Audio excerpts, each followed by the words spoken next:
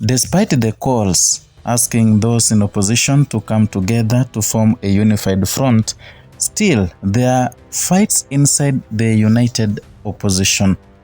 Parties are fighting for supremacy, people are fighting for seats, and it is a matter of time when this one will erupt and become a big issue in Kenya, and that towards 2027, these people may not be one thing as is expected, and if they don't unite and be one thing, and then it will be a dream removing William Ruto from his seat. Now, I'm going to measure my argument in 3 instances and also in 3 videos that I'm gonna share.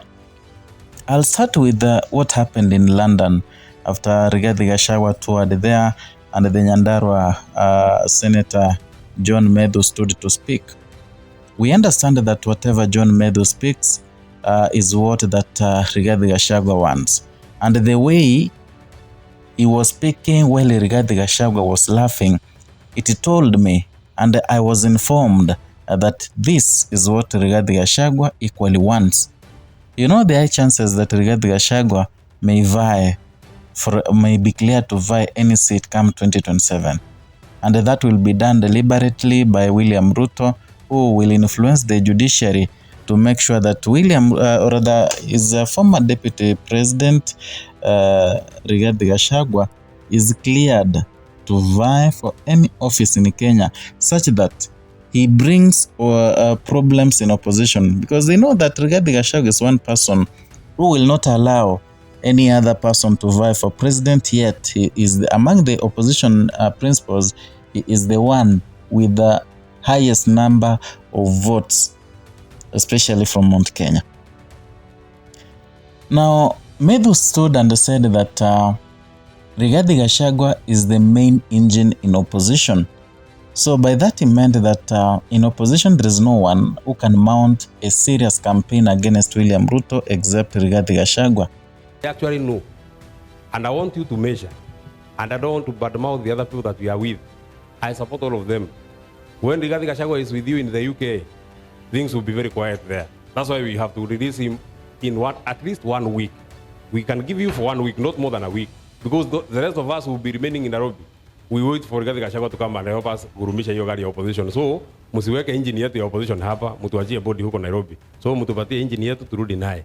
Sasa kama ndio engine inaweza endesha opposition, mnajua ndio engine inaweza endesha Kenya, na ndio engine inaweza enda pale mbele, and maybe finally hata hesabu, unajua mimi sijui hesabu sana, lakini najua mahali mimi natoka na Rigathi Gachagua natoka, watu ambao wanaongea kama huyu Mreu anaongea Tereri, walipatia William Ruto kura 3.5 million, wakapatia huyu mwingine 1.2 million. So Rigathi Gachagua tayari yako na kura milioni 5. Sasa mtu wa milioni 5, si unajua yeye ameongoza na tunataka kura milioni 8. Si mtu wa milioni 5 ndiye anaanza ongezewa 3 kuliko mtu wa 3 kuongezewa milioni 5. Sasa hiyo si hesabu inaenda sawa sawa. So he said that in fact the opposition vehicle remained in Nairobi, but it only remained the body, the trunk of that vehicle. But the engine of the vehicle is in London, and therefore he was requesting the people of London, the Kenyans living there, to allow Rigathi Gachagua to come back to Kenya hurriedly, to ensure that the narrative of one term will continue, and also to make sure that the vehicle of opposition will be walking will be moving to other parts of the country to make sure that they are campaigning William Ruto. That again is a point of concern. According to Medhu, it is clear that they believe that DCP party, among other parties, that Rigathi Gachagua, among other co-principals, is the one fit for that position as the president. Because Medhu even said that the engine should be the one which will lead us towards 2027. Again, another point that Medhu said is that they have numbers. Rigathi Gachagua has 5 million votes from Mount Kenya region. In fact, he added the number of votes William Ruto got in 2022 and the ones Raila Odinga got in 2022. And here, Ruto got 3.5 million votes, while Raila Odinga got around 1.5 million votes. So if you sum up the number of votes they got, it comes to around 5 million votes. Therefore, the argument of Medhu is like, there is no way someone who comes on the table with 5 million votes will deputize someone who comes to the table with 3 million votes. That tells you something. Gachagua and his team, they are already decided that he's gonna vie for president if he is cleared, and that will bring a lot of problems, because someone like Fred Matiang'i, someone who quit his job in World Bank, a good job, a better paying job, to come and vie for president, they cannot put him away.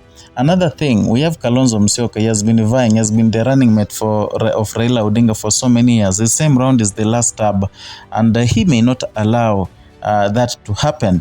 On the other side, Sifuna is there, and everyone is talking about Sifuna. Equally, they may not accept, because the youths, they want Sifuna to run for president because he resonates well with them, and also he has that youth charisma that is needed right now. And they consider the others, the likes of Kalonzo, Matiang'i, Gachagua, as old chaps who have really served this country in different capacities in the past.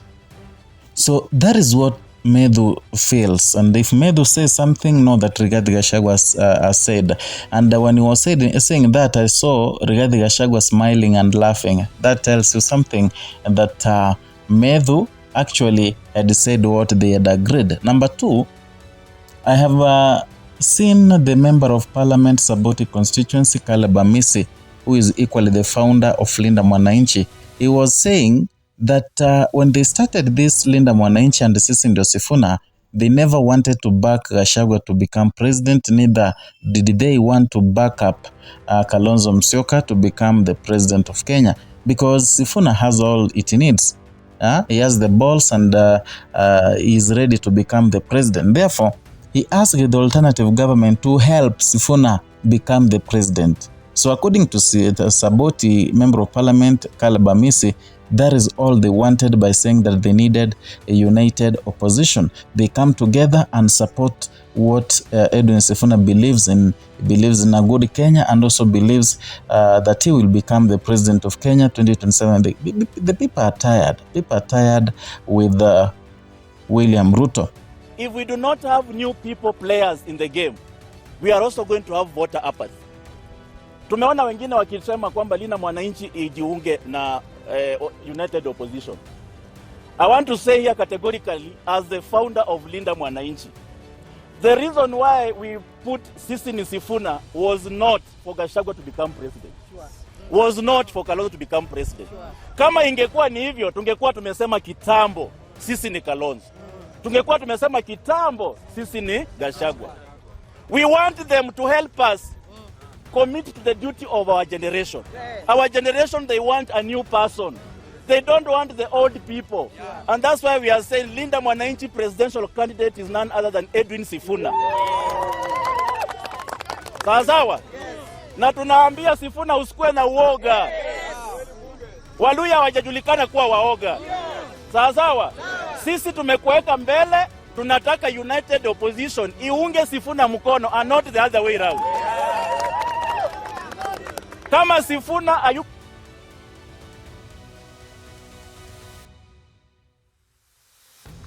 And then lastly, I saw a video taking rounds online, where the former cabinet secretary Peter Munya, who is also the party leader PNU, was crashing with the former cabinet secretary Mithika Linturi in Meru. Both of them, they want the gubernatorial seat. But remember, Mithika Linturi is in DCP party, and Peter Munya is in PNU. However, they had made a coalition between PNU and Jubilee party. So these are the two parties in the Mount Kenya region that are vocal, Jubilee and DCP.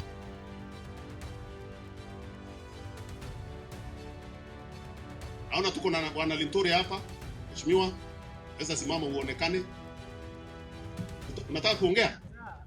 Sasa mimi nataka kumalizia hapo kwa sababu kuna masishi ingine iko Charuru. Mimi naelekea huko. Asanteni sana, Mungu awabariki.